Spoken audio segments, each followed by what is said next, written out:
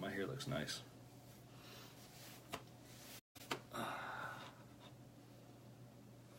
There's Ken.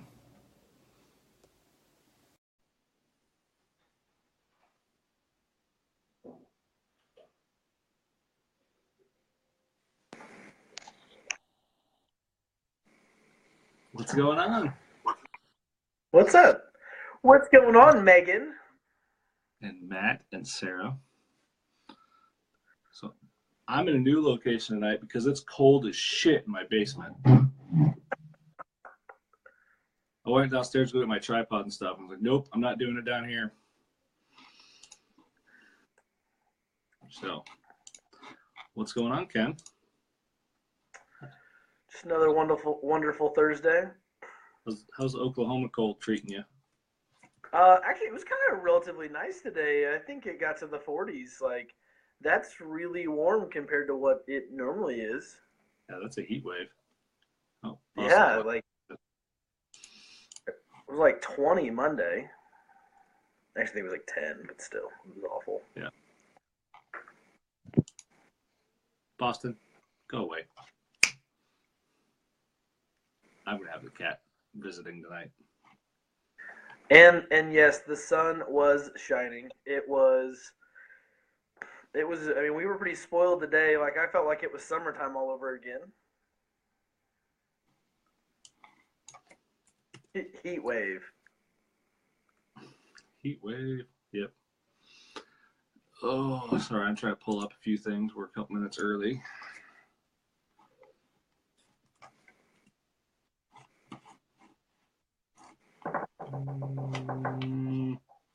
Free traffic sources tonight. Anybody that's watching that didn't see the title, it's a really fun one because everybody thinks it takes money to do everything, and it does not take money. Sometimes it just takes time and effort. Mostly effort. Yeah. Here's Irving. What's going on, man? There we go. All right, Nick. It's 9 o'clock. You ready? I am as ready as I'm going to be. Okay. All right. My name is Nick Berry. Joining me is my co-host, Ken Starlin. Welcome to the Hustle Condition. It's been a long fucking week, even though it's a short week. Short week for who? Yeah, it's a short week. I'm going to work every day. Yeah, kind of. So, what's going on? What's new in your world of hustle? World of hustle. Everything is quiet-ish. It's New Year's. We're all trying to find the new thing. I did get to have a really good conversation with a company that's starting up. That they had an interesting offer. That was it was an advertising company that came up and said, "Hey, for only $400, I'll put you as a sidebar ad on my stuff." And they're like, "Oh, isn't this a great deal?" And we sat down and I was like, "Well, what else are you doing?" They're like, "Well, nothing."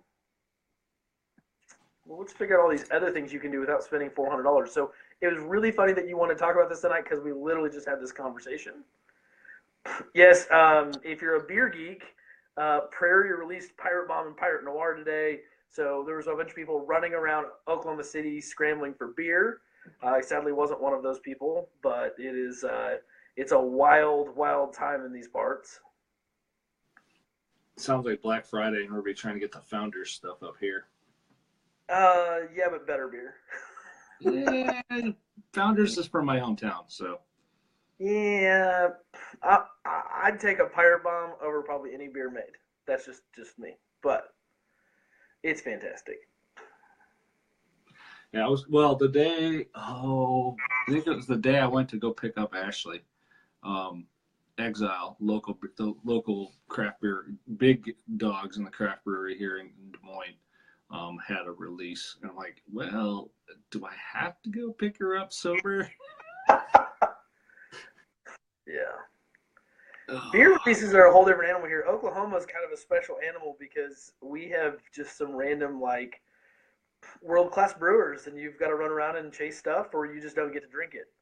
Yeah. Well, You like know, when Exile does a release before they go to the retail distribution, they do the release at the brewery.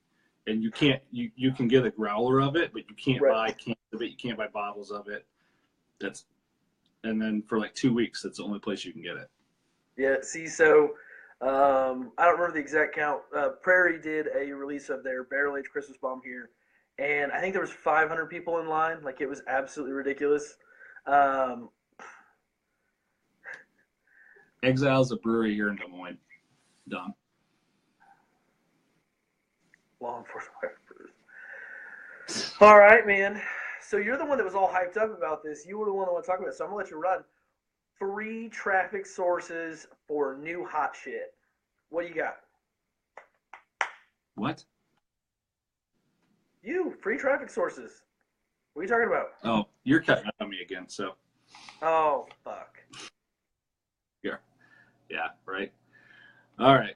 So that's a big thing for a lot of people. Is everybody's when you're starting out, you're how do I get the word out without spending extra money?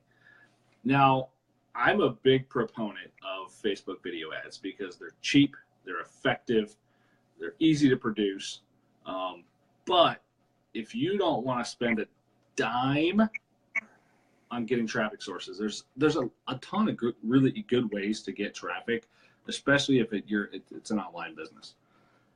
Big one, do Google searches about your competitors, um, blogs, magazines, whatever, and find the name of the author and email them and say, hey, listen, I'm doing something similar. Authors, especially blog writers, are always looking for more content. They're always looking for more shit to talk about. So if you can give them something they've already done some research on and add yours to it, so sometimes they'll even just edit what they were currently writing about and add you into it. And there's a lot of up and comers. Like guest writing is kind of a fun thing because you can find a lot of blogs in the process that are trying to drive traffic, and it's like you guys can help on a common goal. One of my favorite things is anytime you want something, the first thing you should do is ask how you can help that person first. So if you're going to Yep. approach a blog, if you want a shout out or you want anything, the first question should be how can I help you, or hey, Bitcoins. I don't think I've got anything to say about Bitcoins, Parker. It's Bitcoin. But in the aspect of free traffic sources for a startup or a business, I think one of the most underutilized things right now in the small time game is, yeah, getting shit done. And it comes down to figuring out who you want to talk to, who you want to find, who you want to go after. And yeah, sure, I'm sure if you want to be in the Bitcoin game, I'm sure there's people writing about Bitcoin that you can go out there and say, hey, I've got something to say. I want to say this. Can I help contribute? Can I be a part of something? I mean, really, that's kind of like an open channel. Yeah. I'm going to go off a little rant right now. Bitcoin is a forex move. It's speculation on currency trading. That's all that's going on right now. Period. Um, Parker, get your own show. That's all I got for you, brother. Um, but Bitcoin. I love Bitcoin. I'm early adopter. I still have some, but Bitcoin right now, the current value is in speculation and currency trading. It's not valued at 14,000 or whatever the current price is. All cryptocurrency right now, it's forex. It's a forex move. That's all that it is. That's where all the money's going. That's where all the value is in the ability to transfer currency. And that's so I'm not. I have no desire. That's my take on. If you want to hustle and you want to speculate on day trade on currencies, go right ahead. Yeah. I got nothing against anybody that's exactly currency. I got nothing against anybody that's trying to chase cryptocurrency. It's not my thing. I would like so much rather do so many other things, real physical things. I know a bunch of people that are making a lot of money in it. That's cool. I mean, more power to them. Cryptocurrency is not for me. Um, yeah, I mean, Fair enough. Just like our take. I mean, it is what it is. So. Yep. Here's another good way to get some free traffic.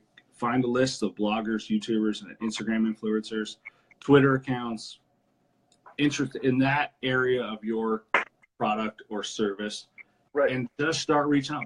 Slide into the DMs. Well, and one of my favorite things, and something we've talked about personally, is the Gary Vaynerchuk $1.80 Instagram method, right? And so, like, the whole idea behind the $1.80 Instagram method is, it's so funny. It's to go to Instagram and give like 2 cents without an expectation of something in return. Mm-hmm. Like, it's just literally go get involved in Instagram influencers that are involved in your little niche, like whatever your niche is. Like, go out there, get involved in it, and leave a comment. Now, one of the things that I had this conversation, when you leave a comment in these top influencers in their threads, whichever one you catch a little traction from, and no, not be like Logan Paul. Fuck yeah. Yeah, Logan Paul is a completely different animal. Logan Paul is a puppet. He's a tool. He's a guy that's being dumb on TV. I'm by no means saying be like Logan Paul.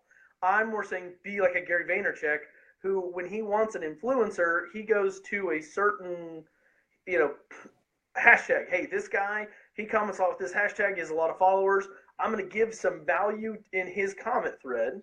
And once I give some value in his comment thread, then I'm going to give something else to him. And the thought I had is, somebody was talking about spending $400 in marketing.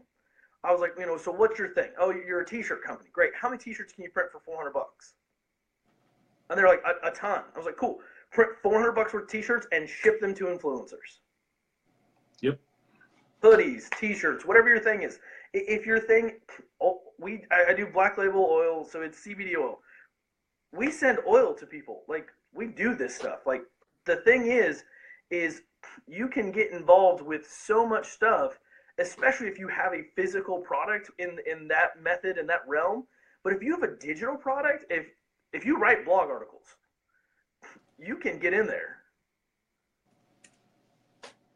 Right, yeah, exactly. Stay positive, how to do all of those things. In the self-promoting, self-aspect, it's the key to self-promotion in building a business, building a brand, building these free traffic sources realistically is to go out there and provide value. Yep. One of the next things I was going to talk about is long-form case studies or long-form content around your product. I really like doing this on Reddit. It's how I got all of my leads for Thankably. I gave away the fucking farm on what I was doing because anybody could do what I was doing. Why wouldn't I just talk about it and get more people who say, oh, I don't want to fucking do all that work. I'll just pay you.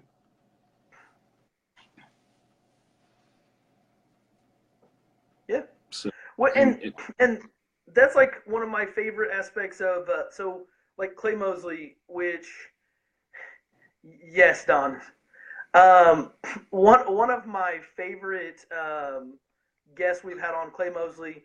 Clay Mosley was, has an advertising agency in Little Rock, and one of the biggest things they did last year, at least from me looking in, was they had free courses for small business owners.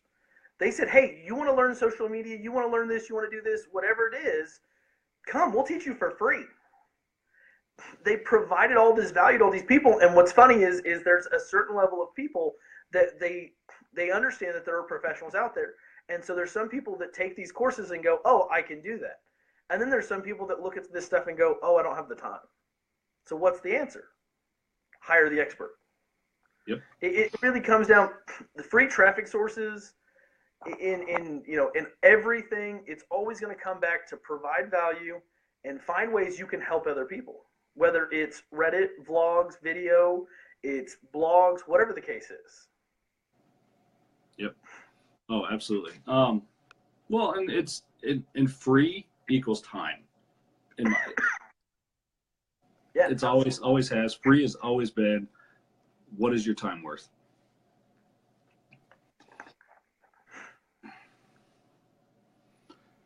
Yeah. So another really good thing is to reactivate your dead leads or your former customers who haven't bought from you. if you've got an email list, if you have prior customers, if you can grab them and reactivate them, I do it through just the same process I do with my emails through my existing leads. I just fucking overpower them until they tell me to fuck off. Well, and I think one of the aspects there in when you have a previous, an inactive list, whether it's people that have already bought or it's people that, hey, for whatever reason, we've decided not to do business. Mattering what your product and time is, time changes things, especially with what Nick does. I mean, Nick's dealing business to business, but even if you're business to consumer, if somebody said, hey, right now is not the time for me to do something. Right now is not the time for me to buy something. Right now is not the time. Go out and love on the people that said, hey, right now is not the time. And you can be amazed with what you can stumble into, because what are you doing otherwise? Right. When I started going through all of our lead data at Rocket Referrals, is I'm making sure I'm putting notes in when I mark them lost in Pipedrive, so I can easily search why the person's lost, and I can search through that group of people. If they're not a good fit, I know not to bother following up with them later down the road. Like if we're dying for leads, I can go through our data and easily extract all the people, and I can get 100 people to email and reactivate in an hour. Right. Well, and that's the whole thing, especially if you've already got a relationship with them. Like Sarah was saying in insurance, they have cancellations and prospects who say not right now. So like I could definitely see cancellations being like that source. Like, so to me, we talk about all the time in the auto industry, are you asking the right amount of questions at the right times? If you're only asking about a question and asking a question because it affects you, you're asking too late. The best time to be asking, if somebody's canceling, right, it's always really tough to ask while they're canceling, hey, what's going on? Is everything okay? What changed? Yep. What happened? It's really tough to ask right then. Where when you're, instead, if you're having those conversations before, or even those conversations after, sometimes it's easier when there's less things going on right then, right? It's different. So at the point of doing too much, Parker, it comes to the point of being like if you're getting a true restraining order, that's too much. Most people, if you communicate with them and you say, hey, we just want to check on you, and you truly care, and you ask a true, honest question of, hey, we saw you canceled, we just wanted to follow back up, make sure everything was good, make sure everything was wonderful with what you're doing now. If you're following up with the intent to care, you'll be amazed what you find out from that. And that's not really too much, as long as you follow up with the intent to care.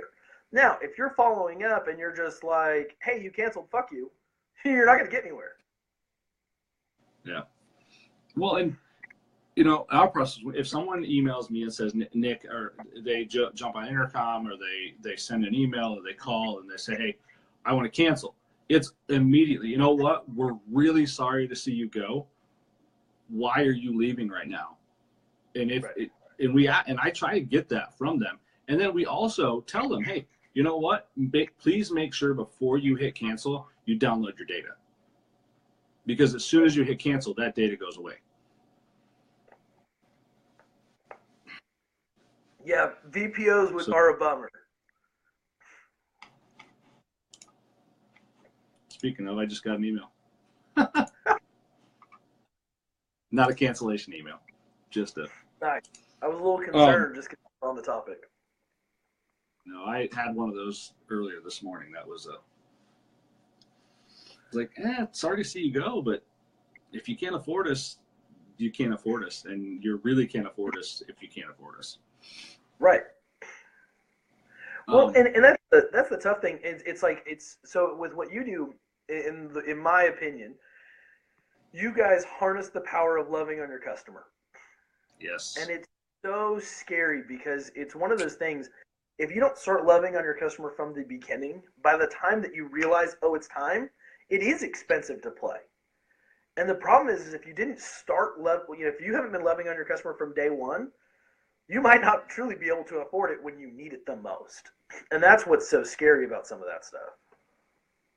Yeah. I mean, an agency that's under 800 clients, if they're not, if they didn't, when they started, if they weren't doing the things that we do, it's going to be really hard for them to grow and get past that thousand household mark. It's going to be tough to get to 2,500 household if they don't love them. My ideal customer is a 3,000 to 4,000 client agency, because they're already big enough. They have enough solid relationships that we can maintain those relationships and grow the other relationships, and they have time to fix it. If you have 350 clients and you haven't been taking care of them, you're not going to last with us. Well, and it's the problem is I think that and with what you guys do especially, but anytime, like, and especially, this is really going to pull into our free traffic sources. If you approach something only with the aspect, what am I getting right now, you're missing it. Because it's not about, everything is about, so this goes back to last week's episode about patience. Everything really comes down to a long game. Everything comes down to playing the long game, playing out this strategy, playing out what you're doing. Because if you ever expect to put some into something and get it right back automatically, you've already missed it. Because it's loving on your customer. Like, we talked about that, I think, 3 weeks ago. Getting referrals really comes down to loving on your customer. Doing all of these things, everything we're talking about, what it really comes down to is putting in the work, staying patient, staying confident, and putting in work. Like, not expecting shit to just work for you. Real life, if you're not putting in the work, it does take a bunch of money to get something to work. But, like, the question you have to ask yourself at some point in time is, at what point are you throwing away money and not becoming, exactly, you're treating everything like a numbers game. And there is a realistic aspect to that. But if you get in the business to help people and take care of people and care for people, Destin, we can talk about email marketing until we're blue in the face, because Nick is a fucking beast. What do you want to know about email marketing? And Ken and I'm playing around with an idea in my brain, and a little bit verbally. But what do you want to know about email marketing? I mean, it comes down to email marketing. You got two ways. You can, I sent 120 emails this month in the 3 business days we've had this month. Not mass marketing. Those are individual edited templates, every customer. And one thing I want to touch on when it comes to emails is, if you are in business and you are not collecting an email list and truly probably an address list at the same time, what are you doing? Because the realistic aspect is there's a lot of people that are like, oh, I'm just going to build my Facebook audience. I don't need an email list. Well, what happens when you get kicked off Facebook? Then what? Because it happens. It happens every day. You get to a point where you've upset somebody, they ban you for whatever reason, you get 30 days in timeout, you're going to spend 30 days not making money?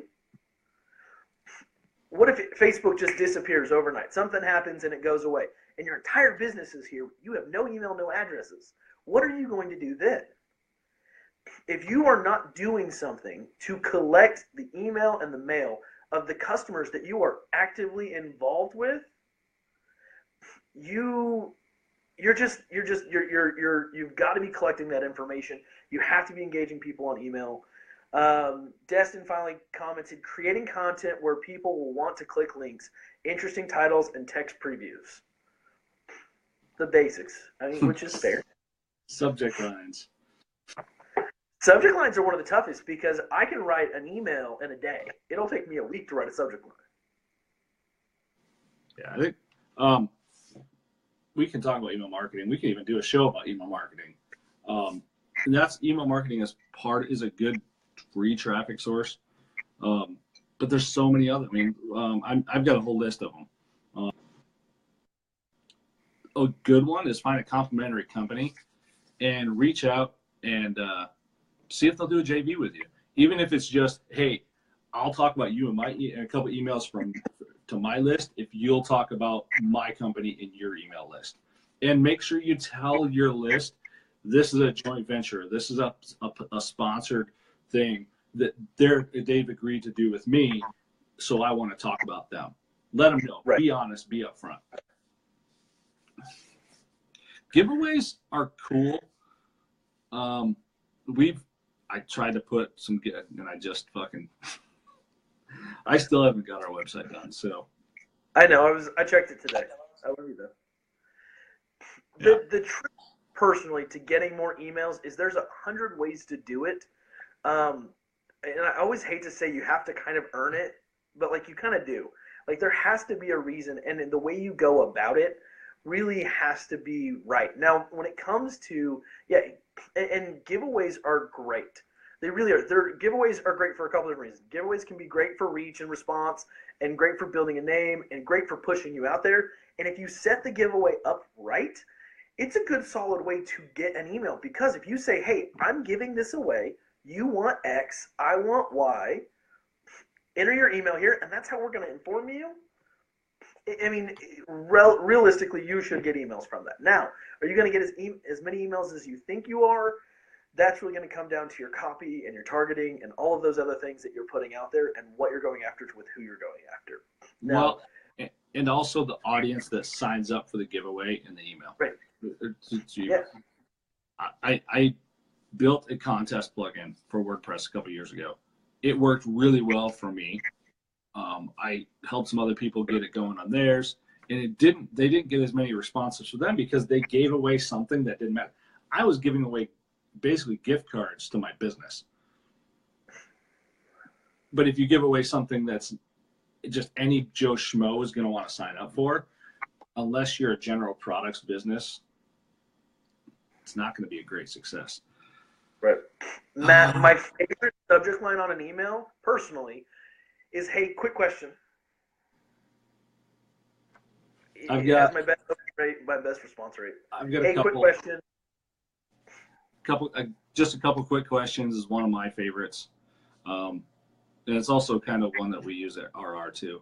And then the other is, should I stay or should I go? That's my breakup email.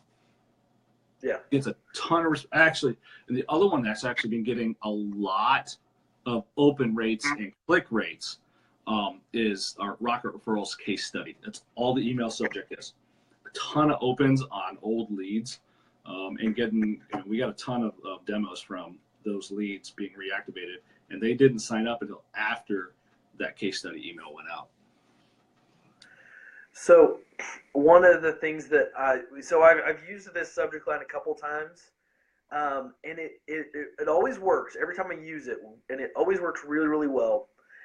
But at the same time, it's so tacky and corny that I'm almost embarrassed to admit it. But one of my most successful subject lines is, don't tell your friends I could lose my job for this. People want to feel special. They do. They want to feel special. And here's the thing. This is what's funny is I have gotten responses to that email that say, hey, I know you said not to tell anybody, but I got a buddy that this fits. Can I please send this to him? And I'm like, you know what? This time it's okay. Dustin, I don't set up automated email campaigns for my leads. I have template. I use Pipedrive, so there's no automation unless you sync it up to another service.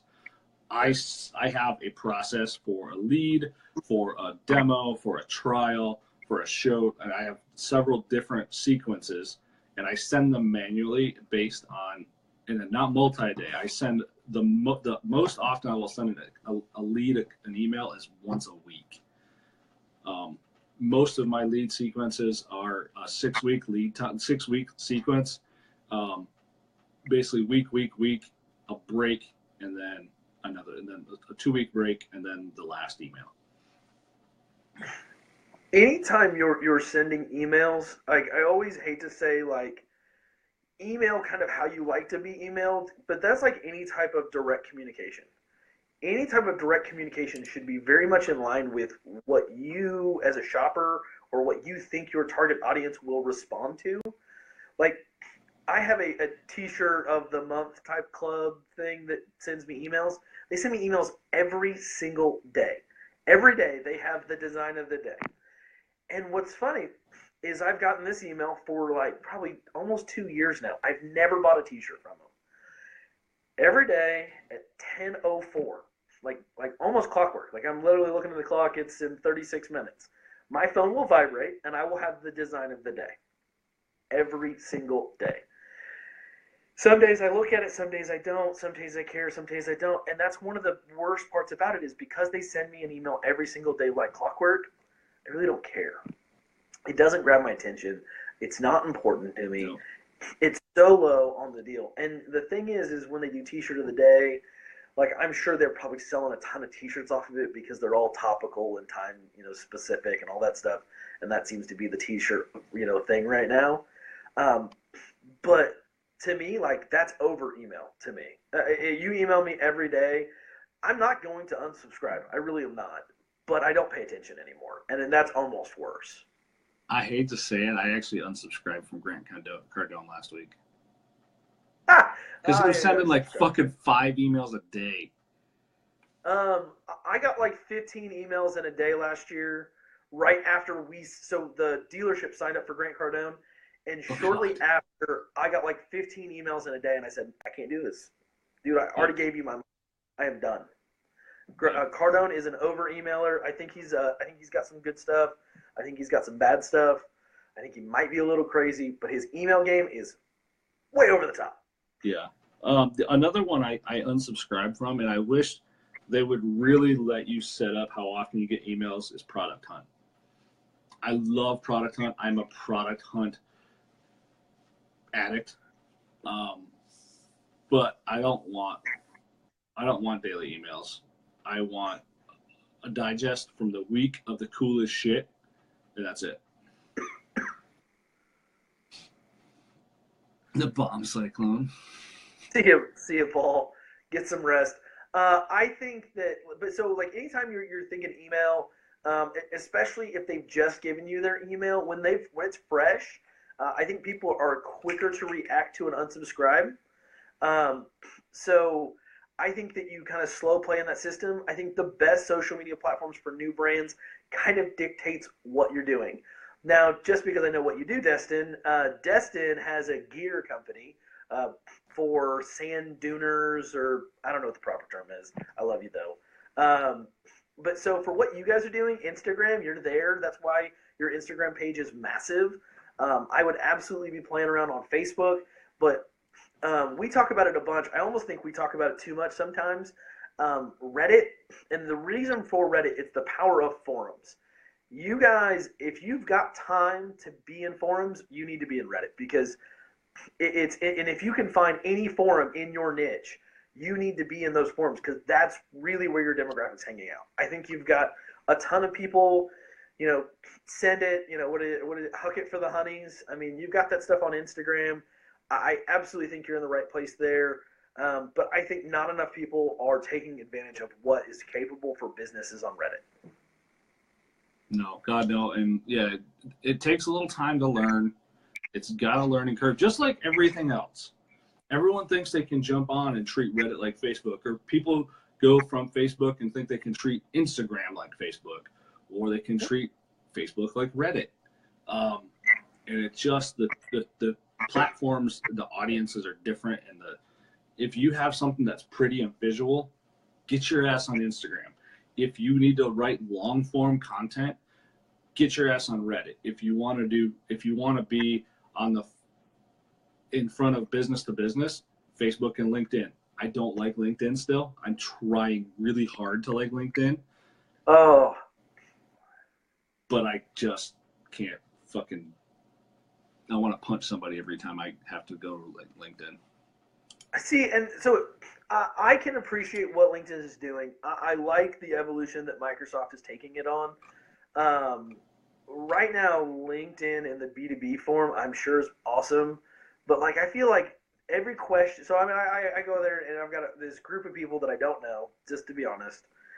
And I am a habitual question asker. Hey, and very rarely do I get responses that aren't Nick. But when I get these responses, half these guys are really combative. It's really comical. They're very passionate about their answer to their question. They're really passionate about whatever it is that they, that their response to it. And it's so comical because they come in like defensive. And that's my struggle with LinkedIn. It's like, I don't get why you're defensive, dude. I just asked a question. If you don't like my question, fucking ignore me. Unfollow me, whatever. I don't fuck. Yeah, LinkedIn is turning into Quora. I hate to say it. LinkedIn is turning into Quora. That's all it is. That's fair. I like the evolution of business on LinkedIn. I do. I still don't think it's there. That's where I'm at. I still don't think it's there. So, yeah.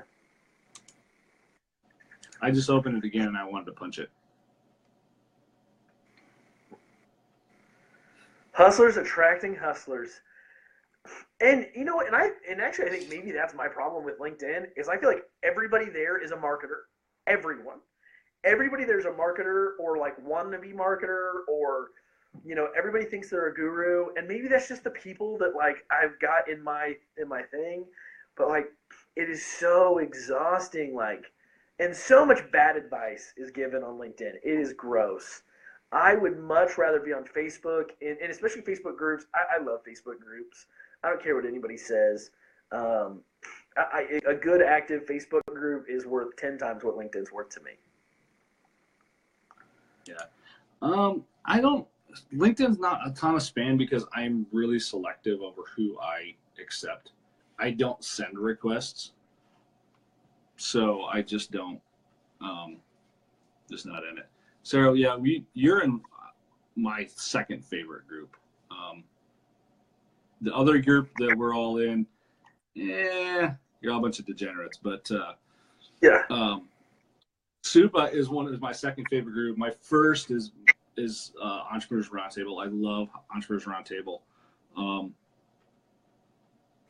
It's just it's people who are real and people who have put up with my crazy shit for the last 4 years. And now, one thing I want to talk about, Bill is talking about. Bill said he sells all of his cars on Snapchat and Facebook. And I'll be honest, I do not Snapchat. I have one. I watch people post. 90% of my snaps go to my wife. I'm gonna be honest. It's my wife. Like, my wife will be bored. She'll send me like silly selfie. I'll send silly selfie. I love filters. I look stupid, but it's really funny to me. Outside of that, man, I respect Snapchat. I get that there is a market for it. Bill, you have a spectacular Facebook game. I can't imagine what you put on Snapchat. I think Snapchat's probably maybe the thing I should probably figure out in 2018.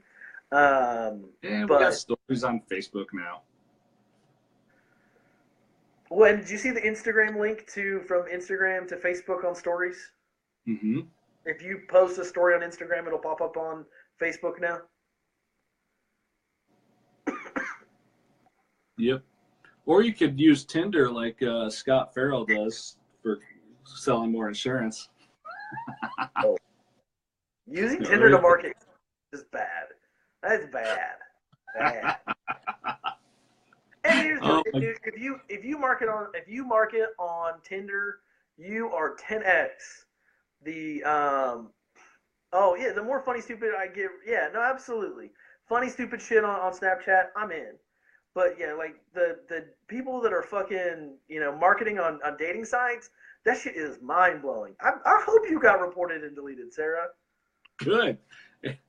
What did your fiance think about you being on Tinder?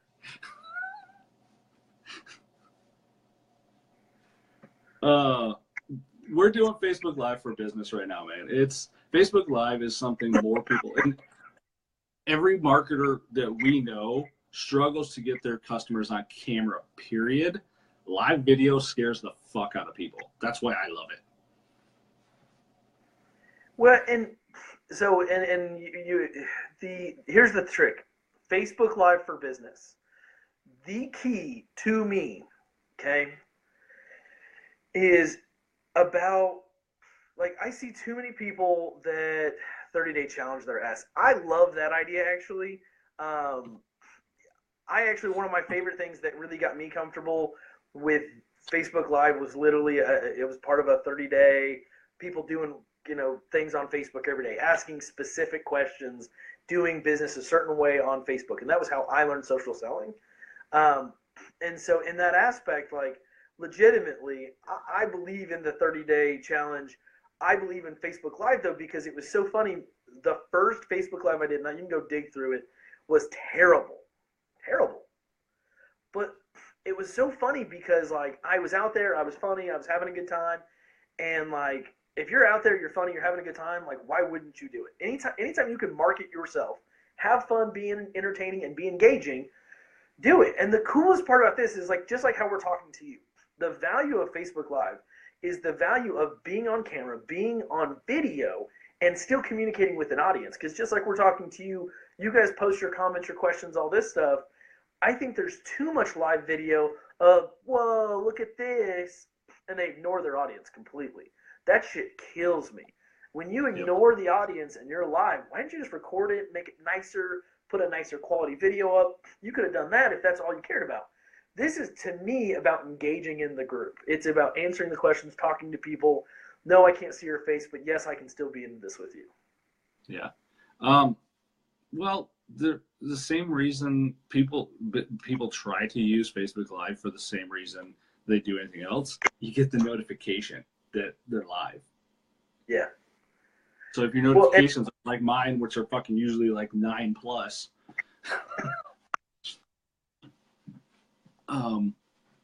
then everybody sees that you went live. So you get more engagement. You get more views, I should say.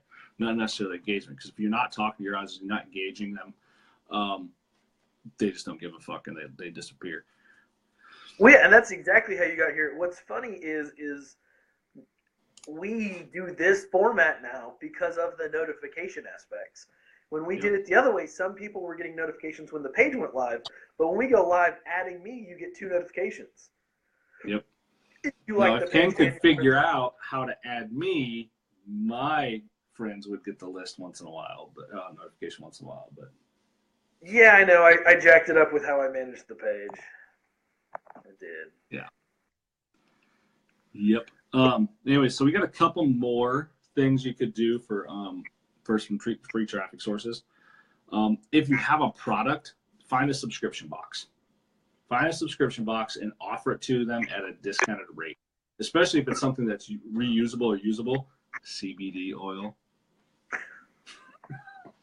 Those guys are crazy. I'll be honest. On the CBD side, the boxes out there are nuts, and most of them, like what they want. I mean, we talk about reduced rate stuff. Like what these guys want, their box is crazy. Yeah.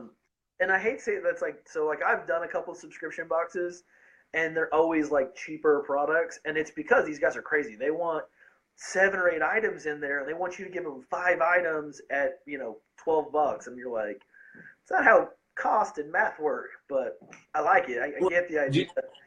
That's why rarely do you see people who manufacture products have their own subscription, because they could do their own subscription box. Yeah.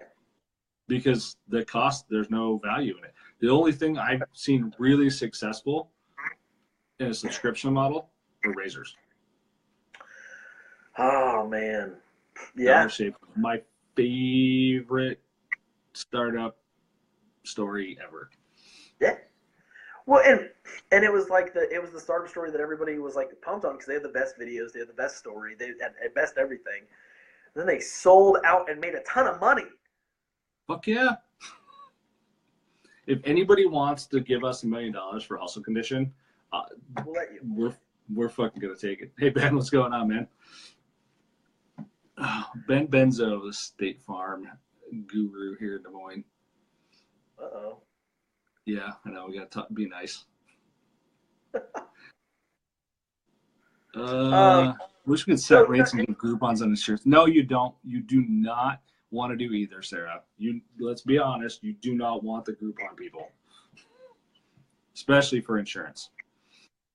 No, but you know what? I'm a big fan of Fiverr. I'm gonna be honest. So. Yeah. So today we have a barbecue place here in Newton. they're kind of struggling. I mean, we're not a big town, pretty small town, and barbecue is kind of, I mean, it's kind of pricey, but his barbecue is some of my favorite barbecue. I lived in Texas for 12 years, so to say his barbecue is some of my favorite, it's got to be legit barbecue. It's really good, but he was struggling. I mean, it's winter. It's the slowest season for restaurants, especially when it's fucking negative 19 degrees. What another restaurant and business owner did is said, listen, you know what? I'm going to stay for every person who spend $20 tonight.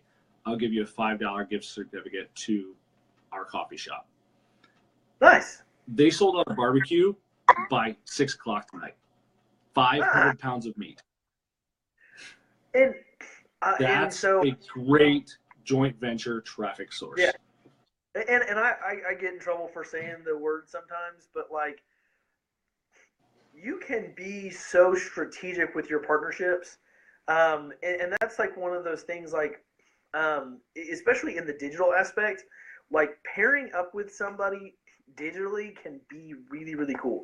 So I think Destin's still watching. Like, so you were talking about live video. One of the things that I have seen be really cool on Instagram stories or Facebook stories is businesses going on and not talking about themselves. Yes. Giving a plug for someone else. And a lot of times, I don't even know that it's like pre-orchestrated. Like I've seen, actually there's a local brewery that did a really, really cool one. Local coffee shop, local breweries in the coffee shop being like, man, if you don't stop by and get this latte today, and when it's 9 degrees out, you're stupid. I don't think they said you're stupid, but you get my point. They're like, It's all hype. It's all about them. And I'm like, this brewery, I legitimately don't think they had asked for anything in return. I don't think that there was anything convinced. I think it was literally just the brewer was at the coffee shop going, man, this thing hit the spot today. And there's so much power in that because A, I believe in good karma. B, I really, really, really believe that local businesses or any business that you can align yourself with, man, we're all more powerful or stronger as a team than we are individually all the time. So, and it's crazy, the Eat It Moose thing that they did today. A ton of businesses ended up donating a bunch of stuff or giving stuff for raffles. Nikki, we were like, what can we do? And Nikki ended up giving away a makeup package to raffle off for one of the things. I mean, it was crazy. There was a ton of stuff given away. And then, of course, Moose got a shit ton of business. People who had never been in there before coming in, and now they're going to come back because this fucking meat is amazing. Yeah, if you can find a way, biz dev is more than just getting on the phone. It's creating relationships with other businesses to get them to talk about you or talk about them without the expectation of them talking about you. Yeah, and I think that comes in a big play of like one of the things we don't talk about enough probably is person-to-person true networking. Like true, like getting out there, being face-to-face with somebody and making those relationships. We talked about it a little bit last week because we both hate networking events on a certain level because the problem is so many people go into a network event with this aspect of like, oh, here's my card, here's my card, here's my card, here's my card, here's my card. And, or this is what you do, this is what I do, this is what I do, this is what I do. I don't give a fuck what you do. We're here to network people to people. Tell me about yourself. Tell me why I should care about you. And there's so much value in when you build that relationship with somebody, that true relationship of A to B, of, you know, hey, you're more than a coffee shop owner. You're more than, you know, a sweatshirt company. You're more than a print shop. You're more than, you know, whatever. Why does your relationship with me matter more than it does with the dude down the street? Yeah. Do you guys have YPC down there, Young Professionals? Yes. Yeah. I like the chapter here in Newton. The Des Moines one, not so much, but the Des Moines one, they're, you know, pretty laid back, cool people. Every time I've been to an event, it's not what do you do, it's who are you. So, I mean, and there's the beer working event that my friend Blake started and his friend started. The first time I showed up and I see 3 people I don't even fucking know walk up to me. You're the guy. You're that bearded Nick guy that says fuck all the time.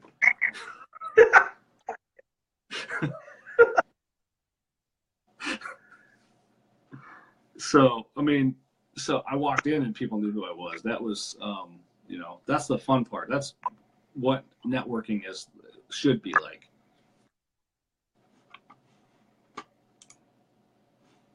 You're breaking up on me. You're breaking up on me. You're kind of fuzzy again. I think it's me. I think I'm hitting network issues. You're always having to tell your boss to upgrade your Wi-Fi system. I just send them links to the show. I told you guys like 2 years ago I'll come down and do it for you. I just want a couple $1,000. I think I was at a different store at that time, I'll be honest. Yeah. Oh, what is going on? What you got? I mean, I've got a few more things, but it's 9:50. Holy shit, we've been talking a long time. Ken, tonight, what is your definition of hustle? My definition of hustle. So specifically because it is the first week of the year, and the definition of the hustle for me this week is treating the first week like the last week. I get really, really, really, really, really, really weak on people that want to act like because it's the beginning of the month, beginning of the year, we don't have to come with the same level of focus, intensity, decision-making, the same focus as we do at the end of the month. Oh, I've got all month to do that. If you're putting things off, if you're procrastinating on your hustle, you'll pay for it, period, every time. Right. What about you, Nick? I was thinking about it earlier, and then I said, I've already said that before. So, do things to help other people. I like it. Your business is important. Your business is what pays your bills. Your job is what pays your bills, but do something that helps other people outside of it. Your tool of the week, I have an interesting one that you might be surprised by. I'm gonna let you go first then. Hire a fucking travel agent. Nikki's planning our honeymoon for next year. It's so much. Here's a list of things. This is the cost. Instead of spending, like we were digging through, and she goes, "These are the best ones." Fair enough. My tool of the week is my favorite tool, actually. And it's going to be, after we just talked about, like, go out and help people. And he's shaking his head because he thinks I'm terrible. Tool of the week is the old noggin. I've had a couple of really good conversations with people, helping other people. And it's been really funny because I've helped some other people this week that it's actually helped me. We've sat down and I've just had those conversations. So the greatest tool this week is the noggin. Using your brain, thinking about things before we just do them. If you've got money to throw at things, it doesn't mean it's always the right thing to do. That really plays into the free traffic sources thing. Don't be afraid to do the work. Use the brain, use your work, and hustle. And I've got this stuff.